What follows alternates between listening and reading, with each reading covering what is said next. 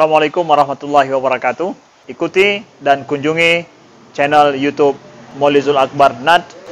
Subscribe, like, share, komen.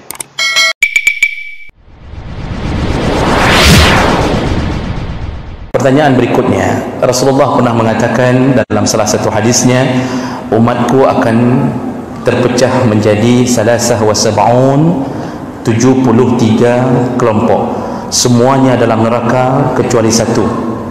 Nah, ketika ditanya oleh sahabat, yang satu itu yang mana? Yaitu Ahlus Sunnah wal Jamaah. Siapa Ahlus Sunnah wal Jamaah itu? Ditanya lagi. Rasulullah menjawab, ma ana alaihi wa ashabi, yaitu orang yang berdiri di atas jalanku dan sahabat-sahabatku. Jadi namakan orang yang berdiri di atas jalanku dan sahabat-sahabatku. Nah, Bapak Ibu yang Allah muliakan, Nabi dilihat amalnya oleh sahabat, sahabat dilihat amalnya oleh tabi'in, tabi'in dilihat amalnya oleh tabi'in, tabi'in dilihat amalnya oleh ulama-ulama yang mutaqaddimin. Itu seterusnya bergerak.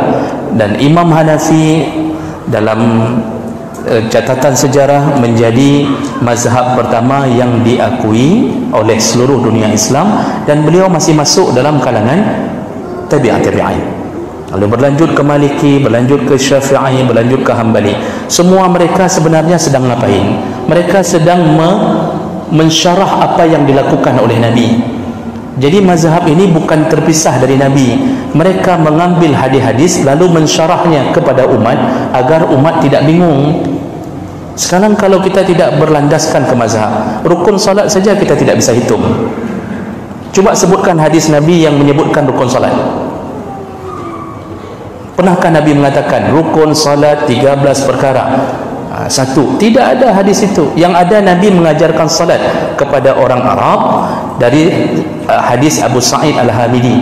Lalu siapa yang memisahkan ini rukun, yang ini sunnah, yang ini mubah? Siapa yang pisahkan itu? Itulah kerja ulama. Ulama-ulama mazhab memisahkannya. Dari mana mereka tahu?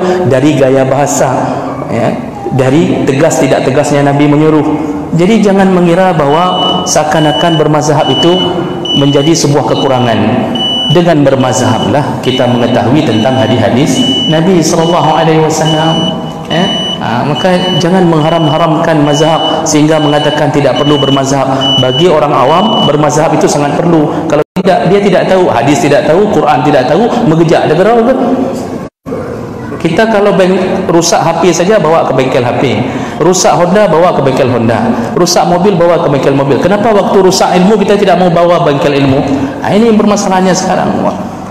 Jadi jemaah berkah Allah, pentingnya mengikuti jalur para ulama yang melakukan amalan sesuai dengan sunnah Nabi SAW.